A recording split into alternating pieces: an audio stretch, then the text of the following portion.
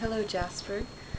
I know most of the books that I've been reading you have been picture books, but I thought that maybe since this video makes a picture that you can watch, I could read you a book that didn't have any pictures, and maybe you'd like to listen to the story, maybe while you play with something else and hear the story, just like when you're home, and sometimes we play and I read you a book, okay?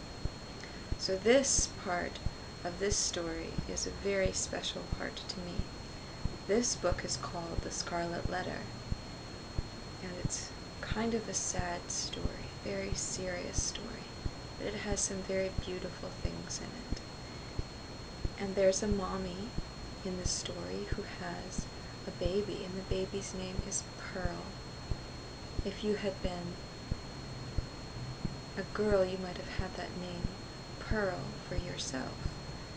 But when I named you Jasper, it was something like Pearl to me. It means that you're very special to me.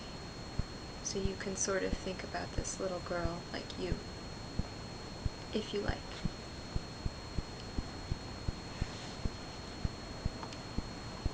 Pearl! Little Pearl! Where are you?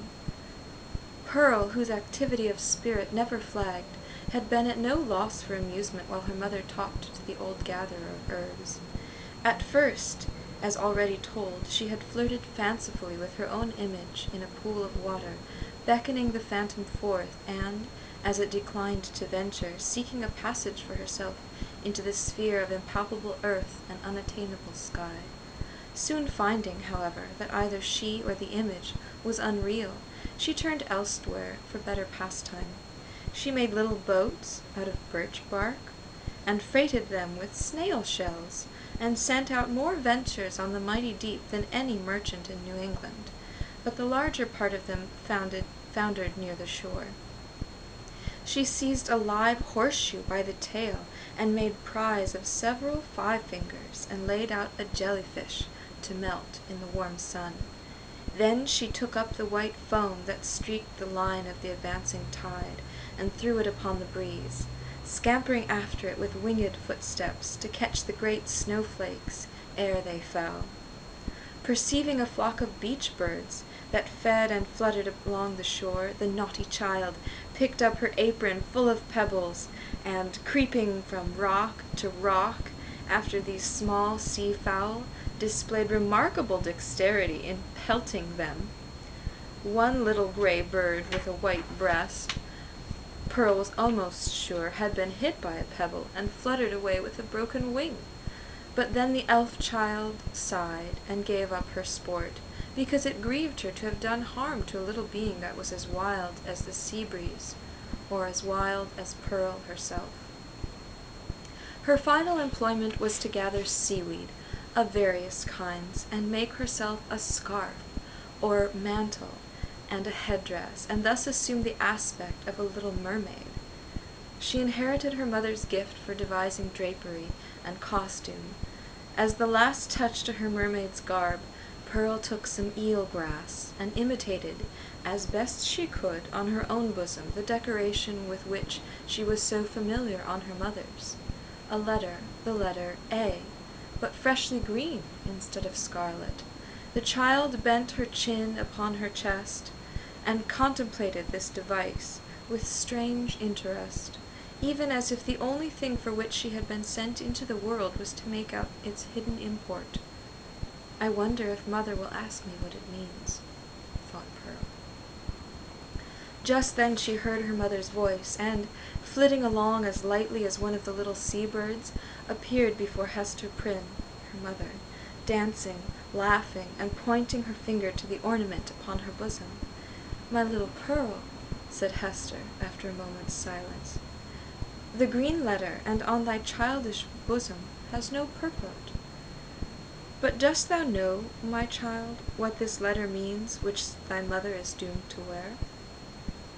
"Yes," said the child, "it is the great letter A.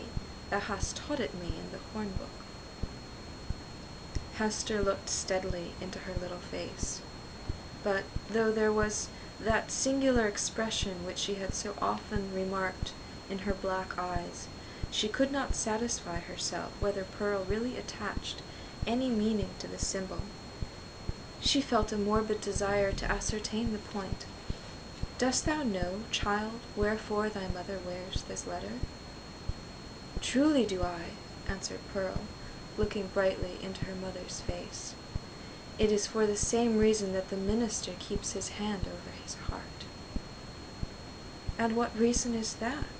asked Hester, half smiling at the absurd incongruity of the child's observation, but, on second thoughts, turning pale. "What has the letter to do with any heart, save mine?" "Nay, mother, I have told all I know," said Pearl, more seriously than she was wont to speak. "Ask yonder old man whom thou hast been talking with.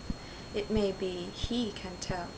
But in good earnest now, mother dear, what does this scarlet letter mean? And why dost thou wear it on thy bosom? And why does the minister keep his hand over his heart?" She took her mother's hand in both her own, and gazed into her eyes with an earnestness that was seldom seen in her wild and capricious character. The thought occurred to Hester that the child might really be seeking to approach her with childlike confidence, and doing what she could, and as intelligently as she knew how, to establish a meeting point of sympathy. It showed Pearl in an unwonted aspect. Heretofore the mother, while loving her child with the intensity of a soul affection, had schooled herself to hope for little other return than the waywardness of an April breeze, which spends its time in airy sport, and has its gusts of inexplicable passion, and is petulant in its best of moods, and chills oftener than caresses you, when you take it to your bosom. In requital of which misdemeanors, it will sometimes, of its own vague purpose, kiss your cheek with a kind of doubtful tenderness, and play gently with your hair, and then be gone about its other idle business, leaving a dreamy pleasure at your heart. And this, moreover, was a mother's estimate of the child's disposition.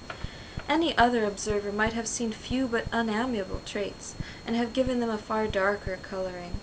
But now the idea came strongly into Hester's mind that Pearl, with her remarkable precocity and acuteness, might already have approached the age when she could be made a friend, and entrusted with as much of her mother's sorrows as could be imparted, without irreverence either to the parent or the child.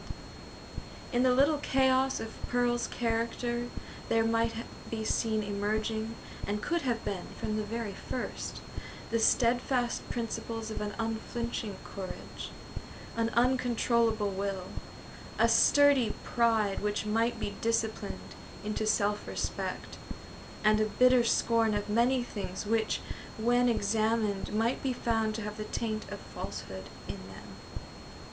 She possessed affections, too, though hitherto acrid and disagreeable, as are the richest flavors of unripe fruit. With all these sterling attributes, thought Hester, the evil which she inherited from her mother must be great indeed, if a noblewoman do not grow of this elfish